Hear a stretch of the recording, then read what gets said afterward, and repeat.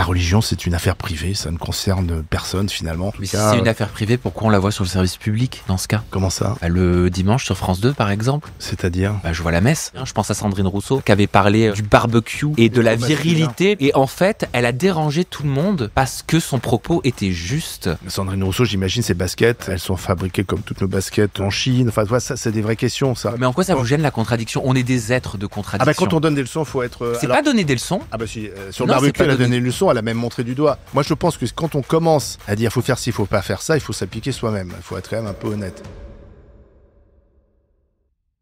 Bonjour à tous. À la télé, on parle de voile et de laïcité. Sur les réseaux, on parle de genre et de sexualité. Mais qu'est-ce qui vous intéresse? Quels sont les thèmes dont les médias traditionnels et les nouveaux médias devraient s'emparer? Pour en discuter, on a réuni Olivier Truchot et Sam Zira. Restez bien jusqu'à la fin, il y a une petite surprise, un nouveau format. La popularité a remplacé la compétence. Vrai. Vrai. Il n'y a pas de sous-culture. Vrai. Faux. La neutralité journalistique existe. Faux. Faux. Alors, je m'appelle Olivier Truchot, je suis journaliste, je travaille à RMC et à BFM TV depuis maintenant pas mal d'années. Le matin, je co-présente une émission qui s'appelle Les Grandes Gueules sur RMC, la radio, RMC Story, la télé. Et l'après-midi, en fin d'après-midi, à partir de 16h50 jusqu'à 18h50, je suis sur BFM TV où je co-présente une émission qui s'appelle BFM Story. Je suis snob. Faux. Je reçois tout le monde. Vrai. Vrai. Les influenceurs ont plus de poids que les journalistes. Faux. Faux. Je m'appelle Sam Zira, je suis créateur, animateur et producteur de contenu spécialisé en pop culture, influence, télé de divertissement sur les réseaux sociaux. La liberté d'expression est plus fragile qu'avant. Vrai. Faux. Les politiques sont encore intéressants. Vrai. Vrai. Les jeunes ne s'informent plus. Faux. Vrai. Je m'informe principalement via les réseaux sociaux. Faux. Faux. On peut faire du journalisme sans diplôme. Vrai. Vrai. Les nouveaux médias tuent la nuance. Faux. Faux. Je ne parle pas avec des gens qui ne partagent pas mes opinions. Faux. Faux. Le buzz vaut plus que la vérité. Faux. Vrai. Je traite avant tout des sujets qui m'intéressent. Vrai. Faux. Le vrai journalisme ne peut pas exister sur TikTok. Faux. Faux. Le fact-checking n'est jamais neutre. Vrai. Faux. Les nouveaux médias ne valent pas les médias traditionnels. Faux. Faux. Parce que j'aime beaucoup le Crayon, j'aime bien son cofondateur et j'aime bien me confronter à des choses que j'ai pas encore fait. J'aime bien discuter avec des gens qui sont pas d'accord avec moi, donc je suis assez ouvert. J'ai accepté l'échange avec Olivier Truchot aujourd'hui parce qu'on n'est pas de la même génération, parce que peut-être qu'on n'a pas la même façon de penser, peut-être qu'on aura des idées, des opinions différentes, des façons de voir les choses totalement différentes, peut-être même qu'on va se retrouver aussi sur certains points, qui sait. Et je trouve que c'est constructif, je trouve que la richesse, elle passe par le débat et elle passe justement par la contradiction. À un moment où on a une cote de confiance des journalistes qui diminue, même si les Français continuent d'estimer qu'ils sont très utiles, les influenceurs sont plébiscités. Est-ce que le métier d'influenceur, il reste un sot métier par rapport à celui de journaliste, ou est-ce que il gagne en crédit, en valeur? Moi, je pense que c'est deux métiers différents, hein. Je pense qu'influenceur et journaliste, c'est pas les mêmes métiers. Le journaliste, il a une approche critique des choses. Il essaye de raconter ce qu'il voit et ce qu'il sait dans une proximité avec la vérité, même si il y a pas de subjectivité, mais enfin quand même, s'il est honnête, il raconte ce qui se passe. Je pense que l'influenceur est dans une démarche plus commerciale, plus de vendre quelque chose, vendre un produit. Donc même si le journaliste peut s'inscrire dans un secteur économique, un business, etc. Moi, je pense quand même que c'est pas les mêmes métiers. Alors oui, tout à fait, c'est pas du tout les mêmes métiers et moi je regrette que le terme influenceur il soit utilisé à tout va. À tort et à travers. Oui, et souvent même par la presse institutionnelle, les médias institutionnels, l'étiquette d'influenceur, elle est mise sur tous les métiers du digital. C'est-à-dire, c'est plus vendeur auprès du public de dire un influenceur que de dire un producteur, que de dire un animateur, que de dire un journaliste 2.0.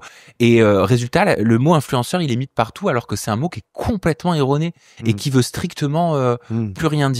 Mais après, les journalistes aussi qui sont sur des médias d'information type BFM TV ou peuvent être des influenceurs. CNews peuvent être des influenceurs. Je pense que les personnes qui ont la chance d'avoir une communauté ou qui ont réussi à fédérer une communauté ont beaucoup d'influence en France aujourd'hui. Et je pense, alors malheureusement peut-être, mais que de nombreux milliardaires, même s'ils prennent pas tout le temps la parole, ont énormément d'influence parce que l'argent est influent dans ce monde. Toi, tu t'envisages comme un influenceur, Olivier, d'une certaine manière? Non, je sais pas, mais dans les grandes gueules, j'ai un rôle plus d'éditorialiste parce que je suis là pour aussi participer au débat, le relancer. C'est un débat d'opinion, donc forcément, ce n'est pas forcément objectif. J'essaie d'être honnête et de me baser toujours sur des faits, des chiffres, des choses qui sont exactes.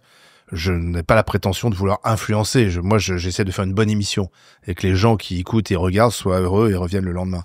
Je pense qu'aujourd'hui, un patron du CAC 40, je pense, a plus d'influence aujourd'hui qu'un responsable politique, par exemple. Donc, le patron de Total ou de LVMH, par exemple, sont plus puissants, à mon sens, qu'un ministre ou un premier ministre. Est-ce que tu estimes que les éditorialistes sont nécessairement honnêtes et qui défendent pas le propriétaire de la chaîne ou une position qui peut être... Non, les éditorialistes, ils sont honnêtes. Mais la définition d'un éditorialiste, c'est qu'il donne son point de vue. Mais c'est un point de vue étayé, c'est-à-dire que il est argumenté et donc a priori s'il fait bien son travail, il dit ce qu'il pense. Il est pas là pour relayer les propos du propriétaire. Il peut penser la même chose que le propriétaire de la chaîne, mais a priori il dit ce qu'il pense.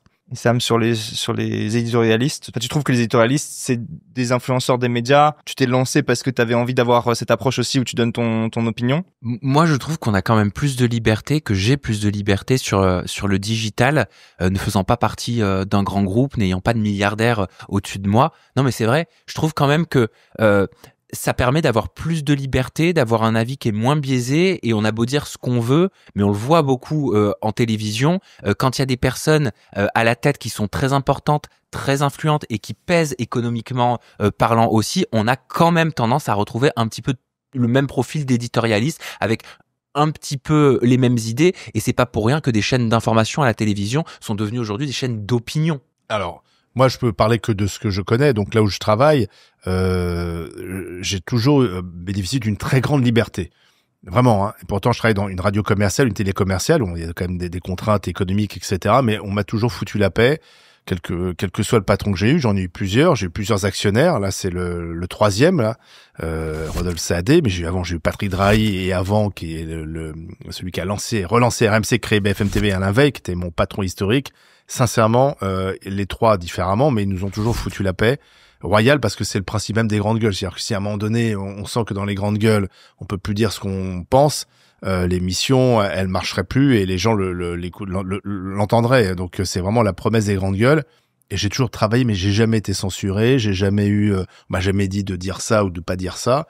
Après, on respecte un cadre juridique. On dit pas n'importe quoi parce que quand on parle, on engage la chaîne là, et c'est normal que on puisse pas déraper, mais dans la mesure du possible. Mais moi, on m'a foutu toujours la paix. Donc, on reçoit des coups de fil des politiques. Ça, les politiques sont pas contents de ce qu'on peut raconter. Ça, c'est bon, ça, c'est normal. Mais directement de l'actionnaire, jamais. Donc, je crois d'une manière générale, la presse est relativement libre. Après, il y a beaucoup d'autocensure. Je pense que c'est un peu le problème de notre métier. On s'autocensure, de peur peut-être de blesser telle ou telle personne. Et puis, il y a aussi une espèce de suivisme. C'est-à-dire que tout le monde va raconter un peu la même chose au même moment. Ça, c'est un peu les deux grands défauts du journalisme. Mais néanmoins, aujourd'hui, quand même, grâce aux nouveaux médias, il y a une pluralité quand même assez forte. Je trouve qu'on peut entendre à peu près toutes les opinions aujourd'hui en France. Mais il faut se battre, parce que la liberté d'expression, c'est un combat tous les jours. Si vous êtes encore là, c'est que ça vous intéresse. Pensez à nous le dire en commentaire. Par exemple, est-ce que vous avez plus confiance dans des médias traditionnels ou dans des médias digitaux? Profitez-en pour vous abonner. Sur les réseaux sociaux, t'as quand même pas mal de censure aussi. Toi, quand tu fais une émission avec Rima Hassan, Sam, les mots génocide ou racisme ou misogynie, tu bipes une partie dans l'audio. Alors ça, c'est pas de la censure. Ça, c'est une pas forme de la d'autocensure. Non, mais c'est parce que tu crains que il y ait de la censure. Et non, ça malheureusement, c'est en tant que créateur de contenu sur les plateformes, on subit en fait les règles de ces géants, de ces plateformes qui ne veulent pas entendre ces mots-là. Ça, je savais pas. Bah ouais. Parce non, mais que c'est pas toi qui censure, mais tu t'auto-censures pour ne pas que l'algorithme te... Non, je m'auto-censure pas. Je fais ce qu'on appelle des moyens silence. C'est-à-dire que le mot est à moitié silencié. Voilà, de cette façon-là. Justement pour éviter qu'une vidéo soit démonétisée. Parce que si une vidéo est démonétisée alors qu'elle t'a coûté tant d'argent pour pouvoir la produire, moi j'essaie de faire beaucoup de la qualité. Enfin, je travaille avec des vrais caméramans, des vrais réalisateurs, des vrais ingénieurs du son. J'ai un loyer, j'ai un studio, j'ai des choses à payer. Une vidéo me coûte de l'argent. Si à chaque fois que tu fais une vidéo, elle est démonétisée, et bien en fait tu finis par produire du contenu à perte. Donc au final la liberté d'expression là elle n'existe plus du tout parce que si tu ne peux plus produire, tu ne peux plus t'exprimer. Donc par exemple le mot génocide est bipé alors. Mais comme plein d'autres mots, comme le mot gay par exemple, comme le mot lesbienne, comme le mot sexualité, comme finalement sur BFM ou RMC, tous ces mots ne sont pas bipés, on peut le dire. Tout à fait, c'est-à-dire que les annonceurs sur la télévision sont plus souples que sur les plateformes que sur les plateformes digitales. Nous, notre cadre, c'est le cadre juridique, c'est-à-dire la loi, mais voilà, sur la diffamation, sur des choses comme ça. Mais si Rima Hassan a envie de dire que Gaza c'est un génocide, elle peut le dire. Après, elle peut être contredite par l'intervieweur ou par nos débatteurs, mais elle aura le droit de le dire. Bien, mais c'est pareil chez moi, c'est-à-dire que moi aussi, il y aura derrière un retour, mais en fait, ça n'a rien à voir. En fait, c'est pas de la censure, ça n'a rien à voir. C'est juste un mot qui n'a pas le droit d'être prononcé.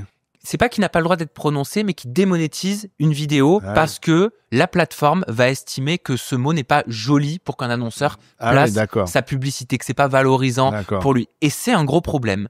Et c'est quelque chose que je remonte perpétuellement à un peu toutes les plateformes, mais c'est le pot de terre contre le pot de fer.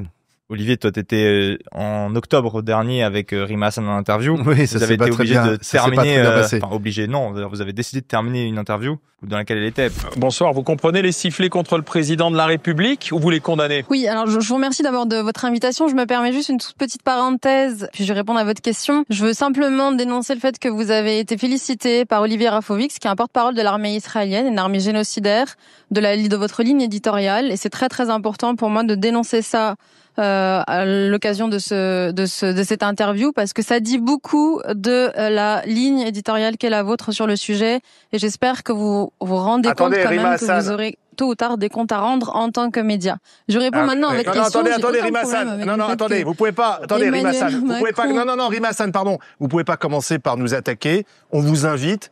Mais poliment, ça a été à répondre à des questions sur votre chaîne. Et vous mettez en doute la ligne éditoriale de BFM TV. Je suis libre de mes propos. Je suis libre aussi de dire que vous venez de dire est inacceptable. Par un porte-parole de l'armée, d'une armée, c'est inédit. Il n'y a pas de médias qui sont félicités par un porte-parole d'une armée qui par ailleurs est pointé du doigt par toute la communauté internationale. Admettez que c'est inédit. Les médias sont censés informer de façon neutre. Quand vous avez une partie au conflit qui vous félicite, c'est comme si vous aviez le Hamas demain qui vous félicitait. C'est très problématique, admettez-le.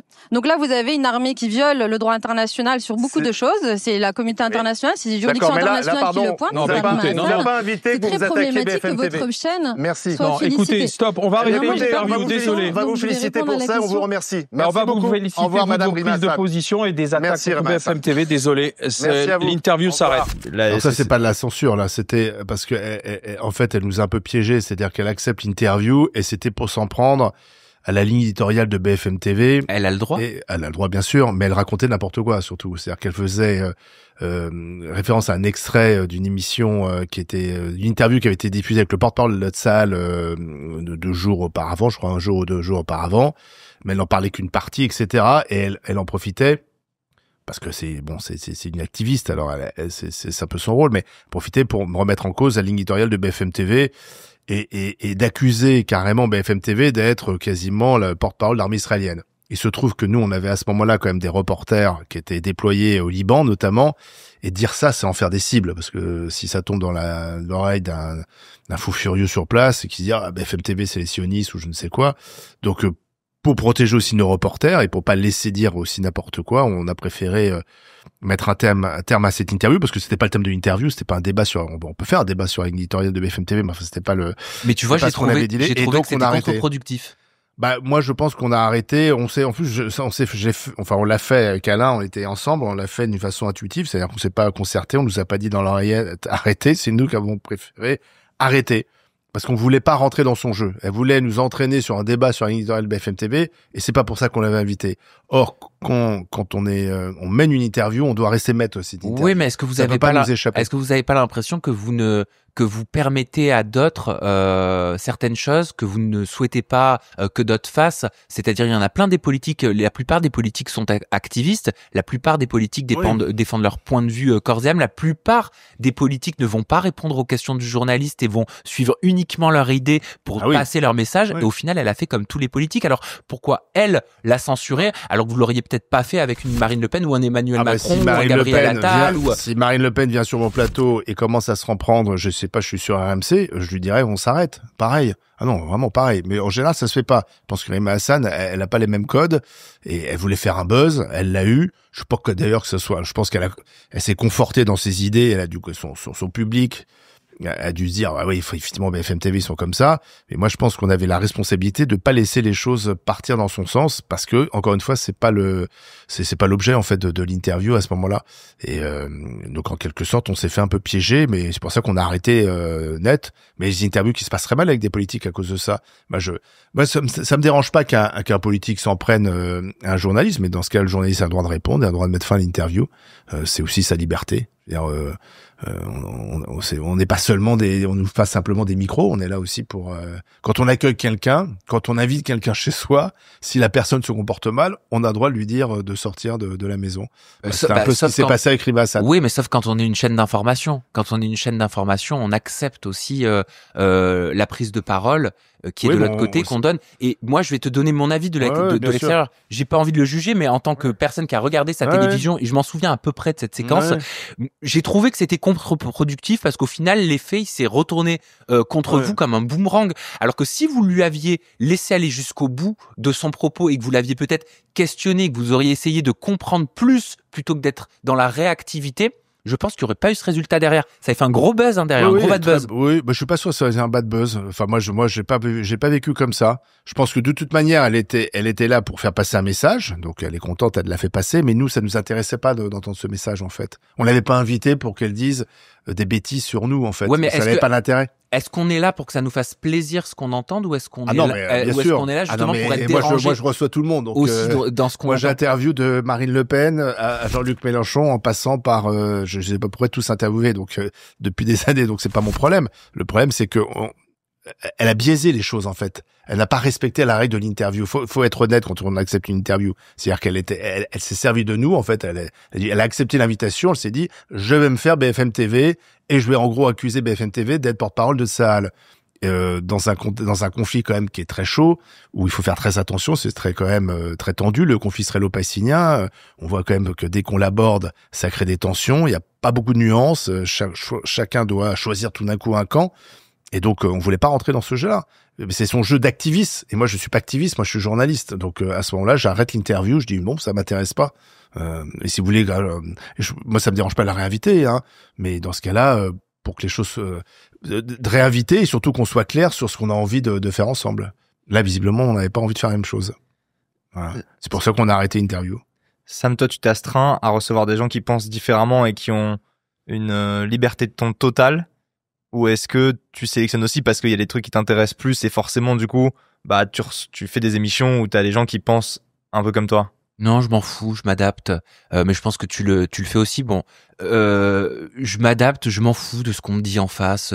Peu importe de ce qui m'est raconté. Enfin, je veux dire, je m'adapte, j'adapte mon ton, j'adapte mes questions en fonction. Je pense que ça fait partie du métier de créateur de contenu spécialisé dans l'interview ou de journaliste, que d'entendre, que d'accepter ce qui est en face et de réagir en fonction, même si c'est pas prévu. C'est un métier qui est fait quand même bien sûr de plein d'aléas, et la plupart des choses qu'on a prévues ne se passent pas comme ça. Toi qui as commencé par des interviews people, t'es passé sur tu fais y compris de la politique aussi aujourd'hui. Est-ce que t'as une exigence différente? Est-ce que tu trouves que ta légitimité, tu l'as trouvée comment? Parce que tu te revendiques pas journaliste? Non, je suis pas journaliste. Je fais tout pour respecter la déontologie du journalisme. Avec 10 ans d'expérience, ben forcément, j'ai fait des erreurs qui m'ont permis de les corriger. J'ai appris ce qu'était la diffamation. Je suis plutôt calé en juridique maintenant parce qu'on n'a pas d'autre choix que de se parer et que de savoir ce qu'on a le droit et quel est le périmètre aussi de parole dans lequel on peut poser des questions, recevoir des réponses, où mettre les limites, qu'est-ce qu'on peut accepter, qu'est-ce qu'on peut pas accepter. Et je travaille mes interviews politiques d'une façon, je pense, totalement différente. Mais après, le but n'est pas le même. Moi, le but, c'est d'aller à la rencontre d'une personne, d'un être humain, pour comprendre pourquoi est-ce qu'il est arrivé là, lui poser aussi des questions politiques, mais comprendre pourquoi la somme de son existence l'a amené justement à être tel activiste ou à avoir telle façon de penser. Et quand t'as Karine Le Marchand qui parle des chats à Marine Le Pen, on le lui reproche parce qu'on pense que c'est... Mais c'est génial. Mais c'est génial. On a besoin de savoir qui est en face de nous. On a besoin de savoir ce que représente humainement la personne pour qui on vote, je trouve.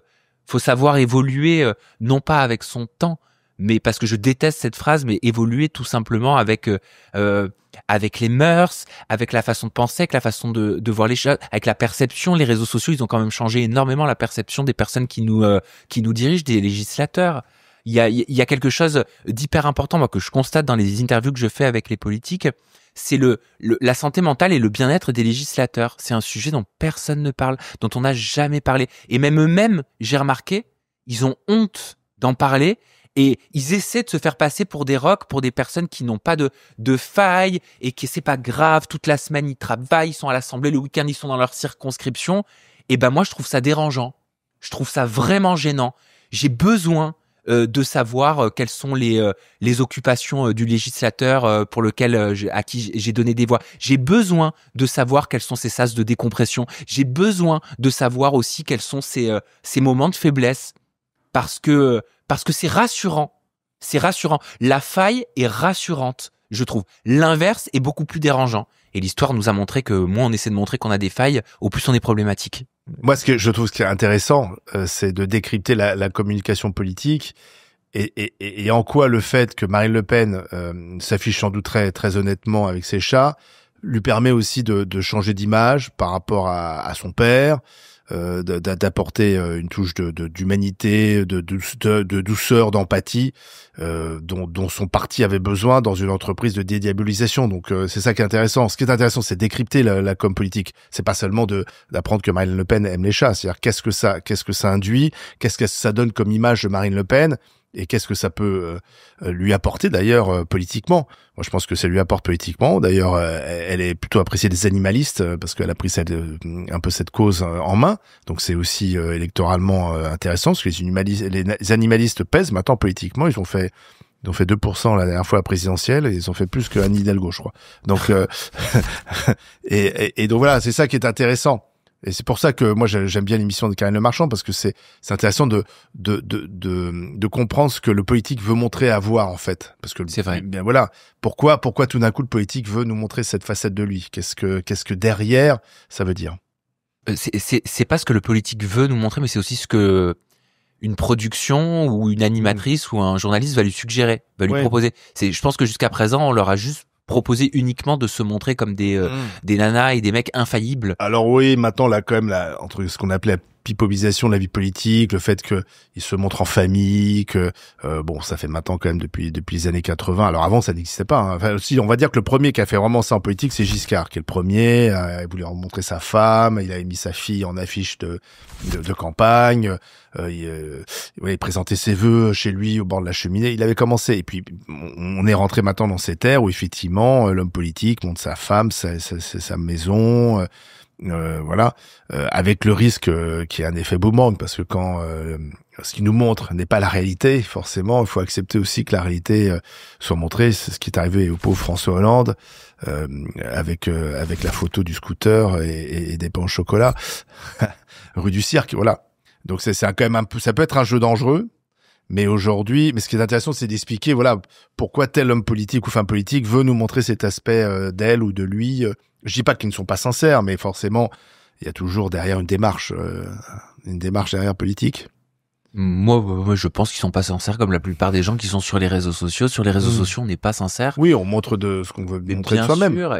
On peut être sincère, mais il y a aussi une part de calcul ou simplement, voilà, on a envie d'être. D'image, c'est très dur quand même aujourd'hui à l'ère numérique et de l'intelligence artificielle de pouvoir montrer qui on est vraiment, d'avoir le courage de montrer qui on est vraiment. Aujourd'hui, on est en train de jouer un rôle. On s'est mis dans une position où on est en train de se répondre. Je suis pas sûr que chez nous, on soit comme ça dans notre intimité, avec tes enfants, avec un compagnon, une compagne. On joue un rôle. On est dans une société. Le monde du numérique est une fumisterie où on a tous un rôle quelque part en étant dessus, et les politiques n'échappent pas à cette règle. C'est que le numérique? Ou tu trouves qu'il y a un truc spécifique au monde des nouveaux médias, à YouTube, aux réseaux sociaux? Parce que là, tu vois, François Hollande s'était révélé dans de la presse people papier, Karine Le Marchand et Marine Le Pen, c'est à la télé. Donc, qu'est-ce que les nouveaux médias apportent de différent sur le journalisme et ou le buzz? J'aimerais que vous échangiez sur ces points de vue-là Ce qui est apporté avec les politiques, c'est maintenant ils sont dans la réactivité immédiate. C'est-à-dire qu'avant, le politique, il rentrait chez lui, il voyait avec son équipe, ils allaient publier un communiqué de presse ou faire une déclaration, donc convoquer la télé, etc. Aujourd'hui, Emmanuel Macron, il tweet, il fait des lives TikTok, il fait des lives TikTok, il fait des vidéos Instagram, etc. Donc c'est la communication permanente, instantanée, pas toujours maîtrisée. Parfois c'est bien, parfois c'est raté. Voilà. Donc c'est ça la grande différence. Avant. Moi, je me souviens de Jacques Chirac, je suis un peu âgé, mais j'ai bien suivi la présidence de Jacques Chirac. Il faisait 2 interviews par an. Hein. Il parlait le 31, il faisait les vœux aux Français, et le 14 juillet, où c'était l'interview traditionnelle. Et puis après, on n'avait plus de nouvelles. Et après, il pouvait faire des communiqués de presse, et faire parler ses ministres, etc. Et donc, voilà. Et aujourd'hui, c'est Macron, il peut parler 10 fois par jour sur 10 thèmes différents. Donc, on est rentré dans un autre univers. Ouais. Mais ça aussi, c'est un problème parce qu'aujourd'hui, quand la personnalité politique ne va pas utiliser les outils numériques pour communiquer, ça va lui être, j'ai remarqué, reproché. Voilà, il est snob, il ne se mélange pas, il n'est pas actuel, il n'est pas moderne, elle n'est pas moderne. Et quand il va le faire, les utilisateurs des réseaux sociaux vont avoir tendance aussi à lui reprocher en disant mais est-ce que c'est ce qu'on attend de notre président? Est-ce que c'est ce qu'on attend de notre député? Est-ce que c'est ce qu'on attend? Il devrait faire autre chose plutôt que de tweeter. Mais c'est aussi un véritable problème parce qu'en fait, il se situe où? Le politique, il a le cul entre 2 chaises. Qu'est-ce qu'il doit faire? Comment il doit communiquer? Comment il doit le faire? Est-ce qu'il doit continuer d'utiliser la voix classique? Est-ce qu'il doit aller justement là où on l'attend pas? Qu'est-ce qu'il doit faire? Je pense que c'est une vraie question cruciale qui doit se poser chez toutes les personnes qui s'occupent de leur com. Hein. Oui, parce que c'est assez nouveau tout ça en fait. Après, il y en a qui maîtrisent bien. Bardella est assez fort là-dessus, mais parce que je pense que c'est une question de génération. Mais Macron n'est pas très vieux non plus, donc il a assez vite compris qu'il fallait s'en servir. D'autres plus âgés sont moins à l'aise. Ça dépend aussi quel public on vise. Moi, je suis plutôt parce que quand il y avait tout un débat sur est-ce que les politiques doivent aller chez Cyril Hanouna, par exemple, moi, je suis plutôt d'avis que les politiques doivent aller partout, là où il y a du public. Surtout, ils vont toucher des publics différents. Le public d'Hanouna, c'est pas celui des émissions politiques traditionnelles. Et donc, un homme politique, il a raison de vouloir toucher toutes les tranches de la population. Si bien sûr, il se galvaude pas, c'est-à-dire s'il reste dans sa position d'homme politique ou de femme politique, mais et donc il va moi ça me choque pas qu'il soit sur TikTok, sur les réseaux sociaux. Je trouve que ceux qui commencent à leur reprocher, c'est un peu ringard du coup, parce que maintenant ce sont des nouveaux outils de communication. Donc l'homme politique, il utilise tous les outils de communication, bien sûr, qui sont en plus, comme aujourd'hui c'est quand même très générationnel, s'il veut toucher tout le monde, il est obligé de le faire. Et puis en vrai, t'as déjà regardé une émission de télé-réalité? Oui, bien sûr. Oui, t'as regardé quoi? Alors qu'est-ce que j'ai regardé les premières. Ouais. La grande première, c'était le Loft. Ah oui, t'en as pas regardé depuis? Ah bah si, moi j'ai déjà vu, genre ça me fait marrer, genre les Marseillais, les trucs comme ça là. Mais c'est plus pour me faire marrer. Pour marrer. Ça existe plus. Voilà, mais c'était il y a quelques années. Là aujourd'hui, te dire qu'est-ce qu'il y a comme émission télé-réalité, je sais pas, parce qu'aujourd'hui maintenant on dit tout télé-réalité, c'est assez large. C'est devenu un peu plus large, voilà. En effet. Mais ce que je voulais dire, c'est quoi aujourd'hui l'émission télé-réalité qui marche bien là en ce moment? Alors, qui marche bien, elles ont tout un petit peu de mal ces derniers temps. Mais là où je voulais en venir, c'est qu'en fait, bien avant de toute façon que les politiques soient séduits par les plateformes numériques pour pouvoir communiquer, moi j'ai toujours trouvé, et je l'ai toujours dit, que les politiques, ils étaient des candidats de télé-réalité comme les autres. Ils ont tout d'un candidat de télé-réalité. Ils font des buzz, ils ont un ego surdimensionné, ils ont besoin d'être entendus, d'être vus, ils se clashent. Ils font des punchlines, c'est à qui aura la meilleure punchline, quelle va être la punchline qui va passer toute la journée dans l'information en continu sur le bandeau. Au final, ils ont exactement les mêmes techniques, et ils ont toujours eu les mêmes techniques de communication que les candidats de télé-réalité, à la seule différence que ce sont des législateurs. C'est tout. Et aujourd'hui, je pense que ce qui amplifie ce côté influence du politique, influenceur du législateur, c'est les plateformes telles que TikTok, telles qu'Instagram, YouTube, Twitch aussi, en espérant qu'ils aillent pas sur les plateformes intimes, comme Imo OnlyFans. Je le souhaite pas. Peut-être un jour. Et ça, c'est de la faute aux médias? Parce que vous disiez tout à l'heure, vous réagissiez à la question, le buzz vaut plus que la vérité. Sam, c'est pas toi qui disais vrai? Je crois qu'on a dit oui tous les deux pour le buzz vaut plus que la vérité. Le buzz vaut plus que la vérité. Faux. Vrai. Oui, mais je pense que ça a toujours existé. Avant, on n'appelait pas ça le buzz. On disait la presse à scandale. On parlait de la presse à scandale et la presse sérieuse. Bon, bah, c'est un peu la même chose. C'est-à-dire qu'on a toujours préféré quand même le clash, le buzz, le presse à scandale, même si c'était faux, la photo un peu choquante, que à la vérité, parce que la légende est toujours plus amusante et à commenter que la vérité. Et puis ça, pardon, mais je pense que c'est pas les réseaux sociaux qui l'ont inventé. Non, et puis c'est surtout que la vérité est souvent beaucoup plus ennuyeuse et banale que ce qu'on pense, que ce qu'on croit. Comme le complot est toujours plus séduisant que la connerie. Or, comme disait Michel Rocard, sachez que les hommes politiques, c'est souvent plus une connerie qu'un complot. Mais sur les réseaux sociaux, surtout sur TikTok, qui est en train de devenir pire que Twitter, je trouve, à l'époque, la vérité, elle n'existe pas. La vérité, j'ai constaté, elle n'a pas de poids. Ce qui compte, c'est uniquement la croyance que l'utilisateur des réseaux sociaux, il va y mettre par rapport à sa vie personnelle. Ça, c'est vrai. Ça, c'est un vrai problème, ça. Est-ce qu'en ce moment, il est énervé? Est-ce qu'en ce moment, il a un problème avec son employeur? Est-ce qu'il s'est fait quitter? Est-ce qu'elle a été trompée? Est-ce qu'il a été trompé? Et en fonction que l'histoire elle soit vraie ou fausse, ce que l'algorithme par rapport à sa vie privée ou sa vie professionnelle va lui montrer, il va vouloir se reconnaître dedans. Je pense que c'est pour ça qu'il y a des histoires qui sont développées par Candace Owens, notamment aux États-Unis, avec est-ce que Brigitte Macron est un homme ou est-ce que Brigitte Macron est une femme, qui cartonne. Ça, c'est fascinant, ça. Mais c'est fascinant parce que le public, les utilisateurs des réseaux sociaux, on s'en rend compte, ne veulent pas chercher et ne veulent pas se questionner pour savoir si c'est vrai ou si c'est faux, ou ne veulent pas se poser peut-être même des questions un peu plus pertinentes sur d'autres sujets qui ont été dévoilés. Non. Ce qu'ils vont retenir, c'est juste, je vous l'avais dit. C'est pour ça que c'est un gouvernement qui ne sert à rien. Voilà. Et ils vont faire comme ça leur conclusion. Non, mais ça, c'est le problème effectivement, du manque de hiérarchie d'information, de vérification, d'oublier qu'il faut des sources d'information avant de croire quelque chose. Ça, c'est le gros défaut des réseaux sociaux où tout se vaut. Je vois pas quel sera le remède à ça pour l'instant. Je ne sais pas. Alors, parce que je pense que tout ça est assez nouveau, donc on se prend ça sans vraiment de recul. Peut-être qu'à un moment donné, on fera le tri entre ce qu'il faut prendre dans les réseaux sociaux et mettre de côté, mais pour l'instant, on est un peu sans recul et c'est un peu le grand n'importe quoi. Et sans oublier aussi le côté menace, haine. Enfin, c'est un vrai problème. Les réseaux sociaux, c'est devenu aussi un déversoir de propos racistes, misogynes, et puis de haine, d'appel au meurtre. Enfin bon. Donc ça, il va falloir à un moment donné sans doute réguler tout ça. Ça va se réguler, je ne sais pas comment. Ça commence un peu, mais ça, c'est quand même très problématique. Et vous, à quel point vous êtes soumis à la recherche de buzz, tous les deux? Alors moi, le terme de buzz, c'est un terme que je n'utilise pas.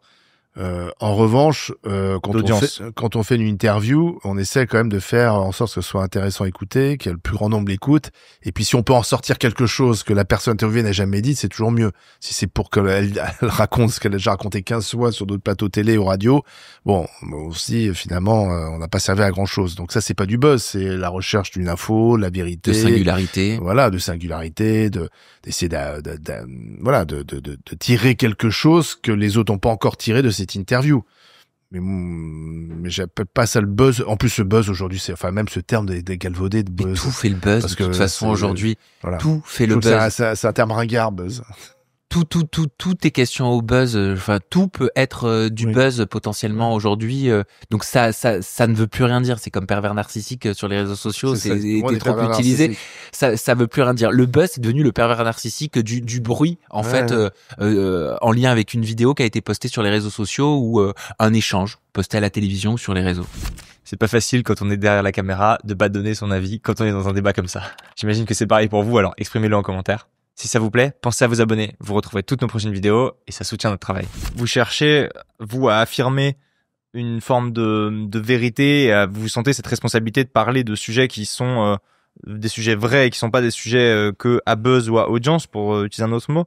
Typiquement, sur le sujet du climat, c'est un sujet qui est ultra important, qui est majeur pour la société. Pourtant, on en entend peu parler dans les réseaux, enfin sur les réseaux sociaux comme dans les médias traditionnels, relativement autant d'antennes.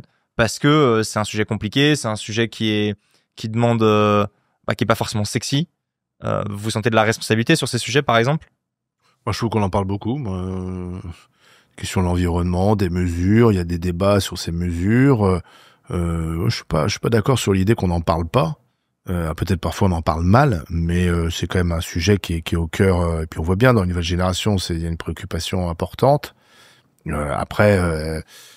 Si, moi je trouve qu'on en débat. Enfin nous on fait souvent, ce matin même on a parlé de la ZFE, donc les zones à faible émission. Est-ce qu'il faut interdire les centres-villes les véhicules polluants dans les centres-villes. Donc il y a tout un débat parce que certes c'est mieux qu'il n'y ait pas de véhicules polluants, sauf que il faut avoir les moyens de pas en avoir. Soit on habite dans le centre-ville, donc on peut même pas avoir de voiture.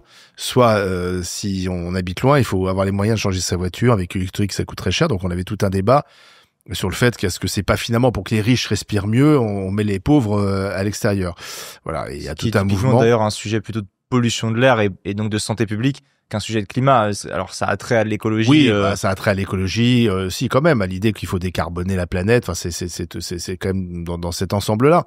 Donc si on en parle, mais il faut des sujets concrets. Moi, je pense qu'il faut expliquer ça concrètement, parce que si dire que dans 150 ans, il fera trop chaud, je suis pas sûr que ça soit que les gens se sentent concernés. En revanche, si on leur dit précisément quels sont les changements climatiques, les conséquences, qu'est-ce qu'on peut faire pour pas inverser la tendance, parce qu'on pourra pas l'inverser, mais en tout cas pour réduire les conséquences de changement climatique, comment s'y préparer aussi. Voilà, ça c'est des vrais sujets, ouais. Mais c'est toujours le débat entre la fin du mois et la fin du monde. C'est-à-dire quand même les Français, ou d'une manière générale, les gens, ça avant tout la fin du mois, c'est comment je vais me nourrir, comment je vais nourrir mes enfants, comment je vais remplir le frigo, mettre l'essence dans ma voiture, etc. La fin du monde, ça peut être une préoccupation, mais c'est pas forcément la préoccupation numéro 1 des gens dans leur vie de tous les jours, et c'est normal. Quand je pense au climat, ça me fait penser aux animaux, ça me fait penser aussi à L214, ça me fait penser à la consommation de viande, et je me dis heureusement qu'il y a les réseaux sociaux pour qu'une association comme L214, elle puisse communiquer et elle puisse aller chercher justement des échos, des mégaphones pour pouvoir porter leur message, parce que pour le coup, je trouve que les associations qui sont à fond sur la question du climat en lien avec nos habitudes, malheureusement qui dérangent, pour le coup, ça crée souvent au niveau des médias institutionnels des buzz et des bad buzz, sans vouloir faire de mauvais liens. Je pense à Sandrine Rousseau qui avait parlé du barbecue et de la virilité, ouais. Et en fait, elle a dérangé tout le monde parce que son propos était juste, parce que son propos était cohérent, et parce que ça a ramené tout le monde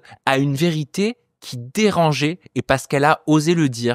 Et quand on touche, je trouve, à l'assiette, parce que toucher à l'assiette, c'est aussi parler du climat, et ben là, les gens se mettent dans une rage incroyable. Et là, j'ai trouvé qu'il y a eu les médias institutionnels qui se sont emparés de son propos, qui était plutôt cohérent, ou alors à débattre, et qui se sont acharnés sur elle et qui l'ont monté en épingle pour en faire un gros buzz et parler à tous les boomers de la télévision.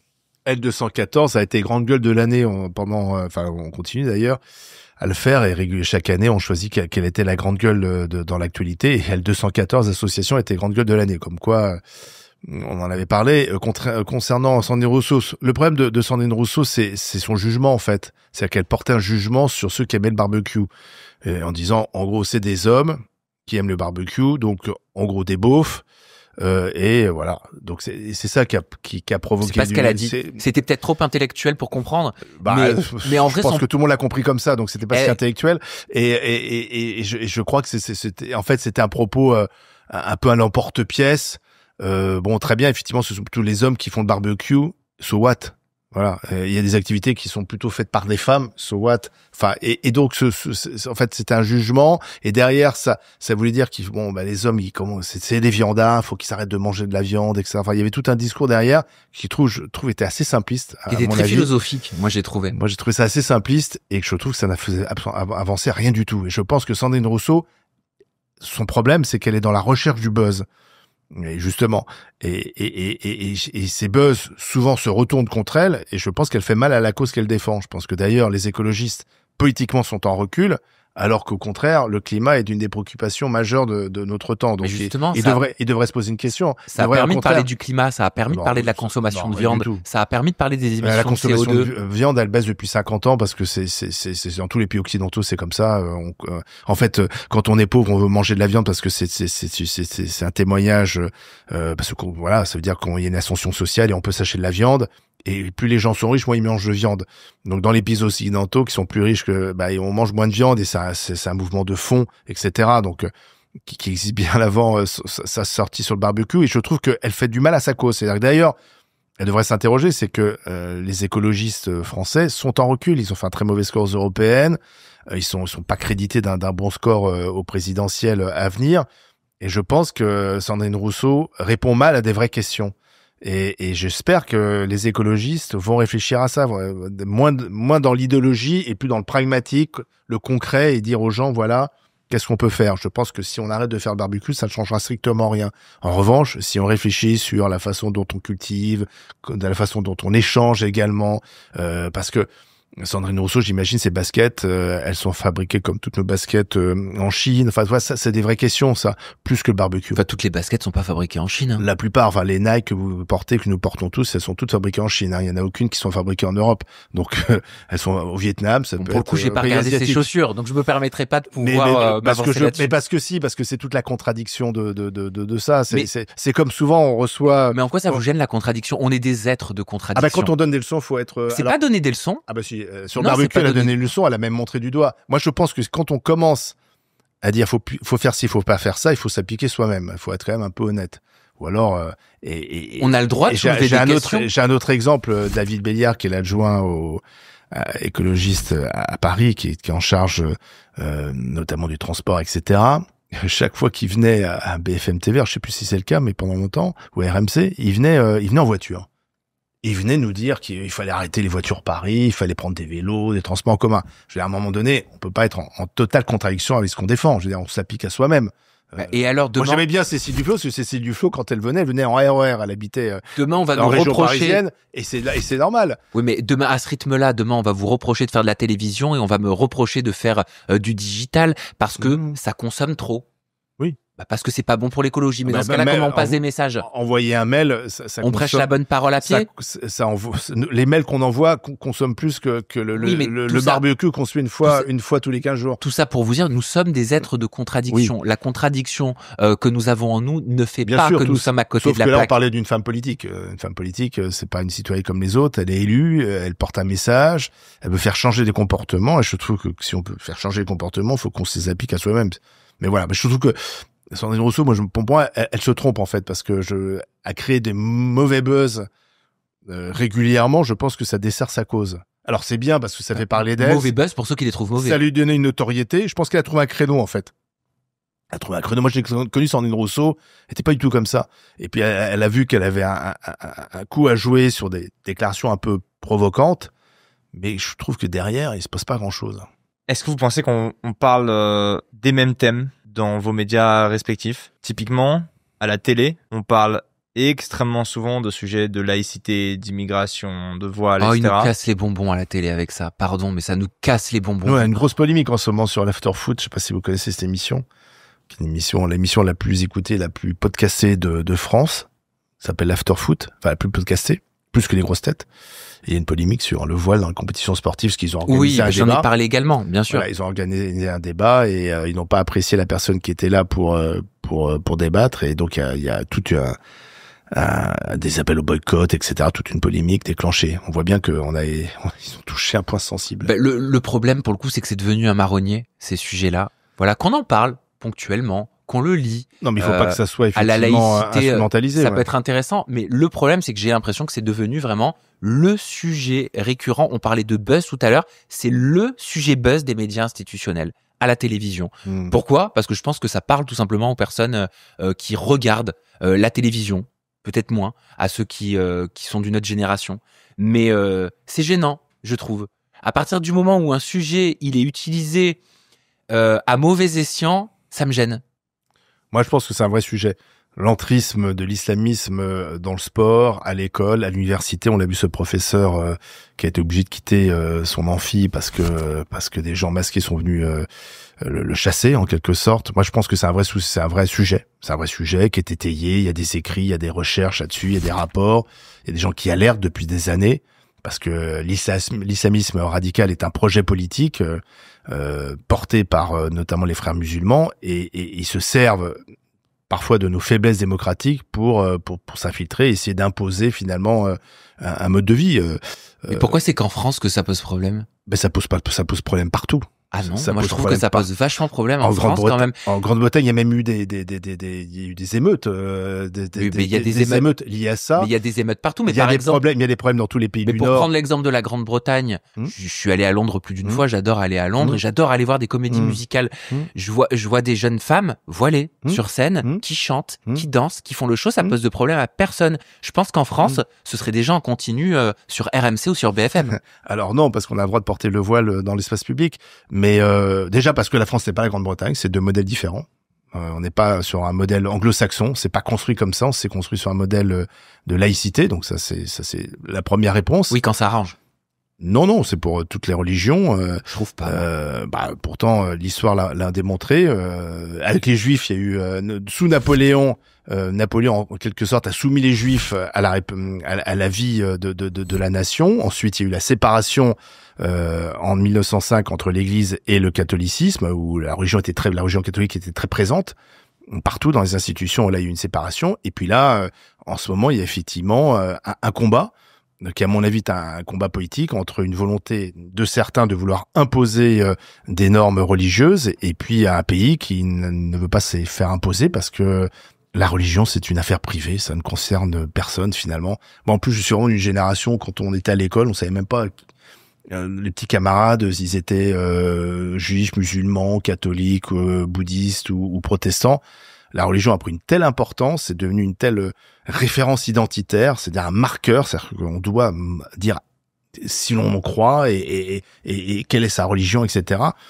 Et je pense qu'à un moment donné, il faut remettre les choses et rappeler que la religion, c'est une affaire privée. On fait ce qu'on veut. On a le droit de croire en qui on veut, mais ça reste. Et le prosélytisme, ça n'existe pas. En tout cas. Mais si c'est une affaire privée, pourquoi on la voit sur le service public dans ce cas?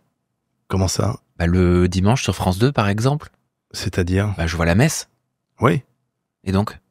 Parce que parce qu'on est dans un pays, ça c'est une vraie question, mais on est dans un pays quand même de tradition judéo-chrétienne, ça c'est nos racines. Hein. Oui, mais dans ce cas, ça fait tomber tous vos arguments que vous aviez déroulés avant. Pas du tout.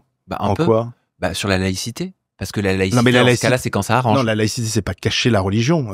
Moi, ça me dérange pas qu'on parle de la rupture du ramadan. Il est peut-être là le problème. Le jeûne ramadan, ça me gêne pas qu'on parle des fêtes religieuses. D'ailleurs, la plupart de nos jours fériés sont des fêtes religieuses. Mais parce que ça, c'est notre tradition judéo-chrétienne. C'est majoritairement comme ça que la France est construite. Alors, il est peut-être dans la laïcité, alors, le problème. Pas du tout. Non, au contraire, la laïcité, ça permet de vivre plus ensemble. De problèmes qu'autre chose. Je crois pas, moi. On soulève trop de questions. Je crois pas, parce que dans les pays où il n'y a pas justement la laïcité, il y a le communautarisme. C'est que chacun vit chez soi et se mélange pas et ça crée des tensions communautaires. Et d'ailleurs, si aujourd'hui, un peu partout dans les pays occidentaux, il y a une montée quand même très forte des mouvements d'extrême droite, des mouvements populistes, des mouvements qui sont très durs c'est du communautarisme sur aussi. Les musulmans. Oui, mais c'est parce que justement, à un moment donné, on n'a pas réglé le problème du communautarisme. C'est-à-dire que si le communautarisme, c'est pas le vivre ensemble. Mais on règle pas le problème du communautarisme par le communautarisme. Non, on règle le problème par la laïcité, justement, parce que la laïcité, c'est par l'humanisme. C'est le vivre ensemble. C'est justement tout le monde a le droit de pratiquer sa religion, mais la religion reste une affaire privée. C'est-à-dire qu'on l'impose pas aux autres. Et pour revenir sur notre débat sur le voile dans le sport, là, c'est carrément de l'entrisme. C'est-à-dire qu'on sait très bien, d'ailleurs, les gens sur le terrain le disent, les éducateurs, etc., qu'il y a une volonté de gagner du terrain. Donc, il faut simplement fixer les règles, de dire aux jeunes femmes, dans les compétitions sportives, vous enlevez votre voile, c'est pas un drame. On l'a fait à l'école et ça ne pose plus aucun problème. Mais vous vous sentez en danger? Parce que mon pays, oui, je me sens en danger personnellement, non, ça va très bien, mais je pense qu'il faut refixer des règles, oui, bien sûr, oui. Oui, parce que notre pays fonctionne comme ça. C'est marrant, moi je me sens pas en danger. Tant mieux. Mais c'est pas parce que vous sentez pas en danger qu'il n'y a pas un problème. Oui, mais c'est pour ça que je vous pose la question, les différentes perceptions m'intéressent. Comme quoi, il y a des sujets vraiment différents aussi qui sont abordés entre des médias traditionnels où ce sujet de laïcité, il revient tout le temps, alors que sur les réseaux sociaux, on le voit moins. À l'inverse, sur les réseaux, on va parler beaucoup de sexualité, de genre, de sujets d'un prisme très personnel aussi, des sujets qui sont beaucoup plus tabous sur les plateaux et dont on parle peu. Alors RMC, c'est pas vrai parce que pendant très longtemps, alors maintenant c'est plus le cas, mais on a eu une émission qui était présentée par Brigitte Lahaie. Ils ont été les seuls à faire ça, que de 14h à 16h, où elle parlait de sexualité d'une façon très libérée. Et ça marchait bien, d'ailleurs, ça a cartonné, ça a duré plus de 10 ans. Puis bon, ça s'est arrêté sur la direction pour X raisons, a décidé de faire autre chose. Mais donc voilà, mais c'est vrai que c'est peut-être... je sais pas si c'est sujet dans les médias traditionnels, dans les magazines, on en parle tout le temps. Je suis pas sûr que ça soit moins traité. Enfin, je sais pas, dans la presse magazine, on en parle. Alors nous, on n'a pas d'émission spécifique parce que RMC aujourd'hui n'est plus sur ça, mais BFM, c'est une chaîne info. Si, on parle du genre aussi. Si, c'est quand même quelque chose qui est dans l'air du temps, entre guillemets. Ça devrait pas être dans l'air du temps. En fait, parler de genre. C'est des questions qu'on pose aujourd'hui qu'on ne posait pas avant. Oui, non, mais c'est vrai, voilà. mais c'est vrai. Mais ça devrait pas. Oui.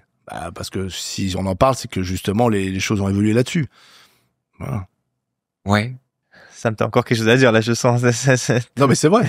Non. Avant, on n'en parlait pas. Donc, si on en parle, c'est que les gens ont besoin d'en parler, qu'on a avancé sur cette question-là. Mais encore heureux que les gens ont besoin de parler, je trouve, du genre, de l'orientation, de la sexualité. Moi, je suis abasourdi sur, quand je fais des interviews, quand je fais mon talk AJA, et que je dois apprendre à des personnes qui sont en face de moi, qu'en faisant une fellation ou un cunilingus, par exemple, on peut attraper une IST.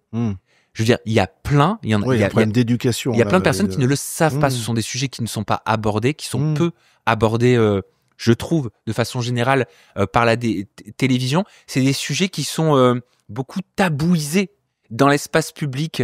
Alors d'un côté, il y a des parents et des familles qui disent « Ah non, nous on ne veut pas que cette information elle soit accessible à l'école, aux jeunes, ou en l'occurrence à l'école. » Bon, ça c'est un autre débat parce que c'est plus compliqué qu'on ne le croit. Mais qui ne le font pas eux-mêmes. Mais dans ce cas-là, c'est la responsabilité de qui ? Si ça ne se fait pas au sein de la famille, si la cellule scolaire et si les médias n'ont pas cette responsabilité-là... Il y a des campagnes de prévention quand même. Il y a pas mal de campagnes de prévention. Ça peut être aussi à l'école. Moi, je trouve qu'au collège, etc., ça peut être. Et puis, effectivement, dans le cadre familial. L'idéal, c'est que dans le cadre familial, c'est pas toujours simple à aborder dans le cadre familial. Donc, effectivement, il peut y avoir un relais. L'État lance des campagnes de prévention. Mais c'est surtout, en effet, très compliqué à aborder dans le cadre familial quand on sait que la plupart des viols ont lieu dans le cadre familial. Et je trouve quand même qu'on en parle, on en parle plus qu'avant. Je veux dire, c'est des sujets qui n'étaient pas du tout abordés par les médias. Ouais. Pour, à mon avis, des raisons un peu de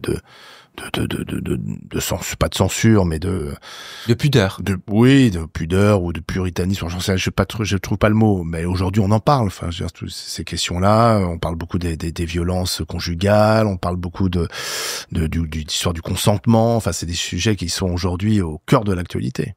Pour terminer, je voudrais vous laisser poser une question à différentes personnalités. Si vous en aviez une pour chacune des personnalités que je vais citer. Une question que vous poseriez à Emmanuel Macron. Pourquoi tu as échoué ? On partage un TikTok ? En tutoyant, Olivier ? Je sais pas pourquoi je tutoie le président tout d'un coup. Je ne tutoierais pas si je l'interviewais, oui. Ah, pourquoi vous avez échoué, monsieur le président ? Une question que vous poseriez à Marine Le Pen. Qu'est-ce que vous allez faire après 2027 ? Pourquoi en 2016, vous aviez dit qu'il fallait une tolérance zéro face à la corruption, alors qu'aujourd'hui vous êtes condamné en première instance, même si vous allez faire appel. Quel est votre cheminement pour avoir changé d'avis en 2025 ? Guillaume Play. J'ai pas de questions à poser. Pardon. Je sèche. Quand est-ce que tu viens me voir en interview ?